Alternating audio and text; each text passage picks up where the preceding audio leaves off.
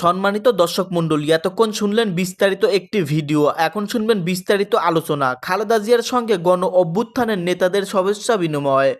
বিএনপির চেয়ারপারসন খালেদা জিয়ার সঙ্গে শুভেচ্ছা বিনিময় করেছেন উপদেষ্টা মাহফুজ আলম, নাহিদ ইসলাম ও আসিফ মাহমুদ সজীব ভুঁইয়া। বিএনপির চেয়ারপারসন খালেদা জিয়ার সঙ্গে শুভেচ্ছা বিনিময় করেছেন ছাত্র জনতার অভ্যুত্থানের নেতারা।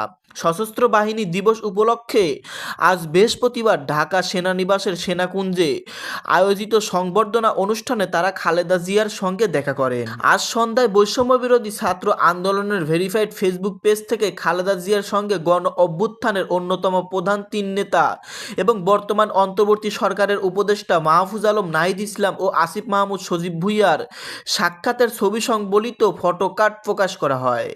এই ফটোকার্ডে ছবির উপরে লেখা হয় সোনালী অতীত গর্বিত ভবিষ্যৎ।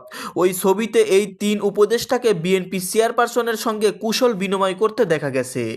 সেনাকুঞ্জের অনুষ্ঠানে খালেদা জিয়ার সঙ্গে কথা বলেছেন বৈষম্য বিরোধী ছাত্র আন্দোলনের আহ্বায়ক হাসনাত আবদুল্লাহ ও সাবেক সমন্বয়ক সার্জিস আলমও।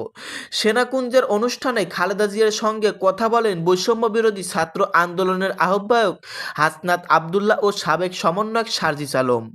সন্ধ্যায় নিজের ভেরিফাইড ফেসবুক অ্যাকাউন্ট থেকে সেই সাক্ষাতের ছবি শেয়ার করে সার্জিস আলম লিখেন, আপনার আপোষহীন মনোভাব আমাদের অনুপ্রেরণা হয়ে থাকবে। এছাড়া আরও নানান ভিডিও সেদিন ভাইরাল হয়েছে।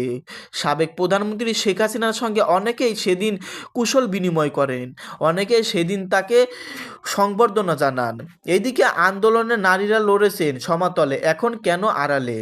5ই আগস্ট পরবর্তী সময়ে খেয়াল করি দৃশ্যপট থেকে আমি কমপ্লিট নাই, ভ্যানিশ অদৃশ্য হয়ে গেছি। ক্যামেরা কিছু ছেলেদের ফোকাস আলোকপাত করে তালা আন্দোলন মহানায়ক। দেশের বিভিন্ন বিশ্ববিদ্যালয়ের নারী সহযোদ্ধাদের সঙ্গে কথা বললে দেখলাম তারাও এই রকম অভিজ্ঞতার মধ্যে দিয়ে যাচ্ছে। বৈষম্য বিরোধী ছাত্র আন্দোলনের মুখপাত্র উমামা ফাতেমা ছাত্র জনতার অভ্যুত্থানের সমন্বয়ক হিসেবে তার ভূমিকা ও পরবর্তী সময়ের অভিজ্ঞতা এভাবেই বর্ণনা করেন।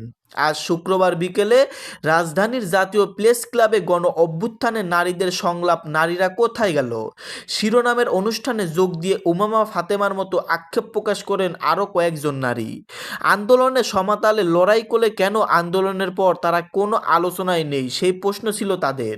ছাত্র জনতার অভ্যুত্থানের সময় ও এরপর গঠিত স্বেচ্ছাসেবী দল এপোসিয়ারিং আওয়ার ফাইটার্স ও লড়ালু 24 যৌথভাবে প্রেস ক্লাবের তোফাজ্জল হোসেন মানিক মিয়া হলে এই সংলাপের আয়োজন করে। অনুষ্ঠান কক্ষের প্রবেশদ্বারে এই অভ্যুত্থানের শহীদ রিয়া গোপ, নাইমা সুলতানা, লিজা আক্তার, মায়া ইসলাম, মেহেরুন্নেসা, নাজমা বেগম তানহা, সুমাইয়া আক্তার, নাফিসা হোসেন, মাওয়া সহ কয়েকজন নারীর ছবি রাখা হয়েছিল একটি বেদির উপর। বেদিতে ফুল ও প্রদীপ জ্বালানো ছিল। অনুষ্ঠানের শুরুতে 1 মিনিট নীরবতা পালনের মধ্য দিয়ে আন্দোলনে প্রাণ উৎসর্গ করা এই নারীদের প্রতি শ্রদ্ধা। সংলাপে বক্তারা আন্দোলনের অংশ নেওয়া নারীদের যথাযথ মর্যাদা দেওয়া, নারীদের প্রতি সমাজে বিদ্যমান বৈষম্য দূর করার আহ্বান জানান। সংলাপে কথা বলতে নারীরা ফিরে যাচ্ছিলেন। সেই সময়ে সরকারি বরিশাল কলেজের রাষ্ট্রবিজ্ঞান বিভাগের সম্মান 2য় বর্ষের ছাত্রী জান্নাতুল ফেরদৌস নিপু আর কামরাঙ্গীরচরের ওয়াজউদ্দিন উচ্চ বিদ্যালয়ের 10ম শ্রেণীর ছাত্রী সামিয়া আক্তার জান্নাতের সাহসিকতার গল্প শুনে মোহমুণ্ড কর্মতালিতে অভিভাবক জানাচ্ছিলেন উপস্থিত ব্যক্তিরা। জান্নাতুল জানান, বৈষম্য বিরোধী ছাত্র আন্দোলনের কর্মসূচি থেকে যখন তারা গ্রাফিতি করার নির্দেশনা পেলেন তখন বরিশালে কাউকে পাচ্ছিলেন না, কোনো সংগঠন এগিয়ে আসেনি। তিনি আরেক নারী সহপাঠী এবং চিত্রশিল্পীর কাছ থেকে বিনামূল্যে রং তুলি পান। ওই শিল্পী নিরাপত্তাহীনভাবে ভয়ে নিজে গ্রাফিটি করে রাজি ছিলেন না। এরপর পুলিশের চোখ ফাঁকি দিয়ে রাতে তারা দেয়ালে গ্রাফিটি করে। নানান কর্মকাণ্ড ঘটেছে সেদিন। সম্মানিত দর্শক মণ্ডলী, আস্তে আস্তে নানান ধরনের তথ্য এই চ্যানেল থেকে আপনারা পেয়ে যাবেন। ভিডিওগুলো ভালো লেগে থাকলে এবং পরবর্তী ভিডিও পেতে চাইলে চ্যানেলটাকে এখনই সাবস্ক্রাইব করে পাশে থাকা বেল আইকনটি অন করে দিবেন এবং আপনাদের মূল্যবান মতামত ভিডিওর কমেন্ট বক্সে অবশ্যই কিন্তু জানিয়ে দিতে ভুলবেন না।